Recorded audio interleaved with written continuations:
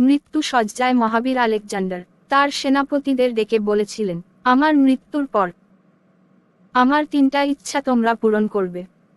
আমার প্রথম অভিপ্রায় হচ্ছে শুধু আমার চিকিৎসকরাই আমার কফিন বহন করবেন। আমার দ্বিতীয় অভিপ্রায় হচ্ছে আমার কফিন যে পথ দিয়ে গোরস্থানে যাবে সেই পথে আমার অর্জিত সোনা ও রূপা ছড়িয়ে থাকবে। আর শেষ অভিপ্রায় হচ্ছে কফিন বহনের সময় আমার 2 হাত কফিনের বাইরে ঝুলে থাকবে। তার সেনাপতি তখন তাকে এই বিচিত্র অভিপ্রায় কেন করছেন প্রশ্ন করলেন। দীর্ঘ শ্বাস গ্রহণ করে আলেকজান্ডার বললেন, আমি দুনিয়ার সামনে 3টি শিক্ষা রেখে যেতে চাই। আমার চিকিৎসকদের কফিন বহন করতে এই কারণে বলেছি যে যাতে লোকে অনুধাবন করতে পারে যে চিকিৎসকেরা কোনো মানুষকে সারিয়ে তুলতে পারে না, তারা ক্ষমতাহীন আর মৃত্যুর থাবা থেকে রক্ষা করতে অক্ষম।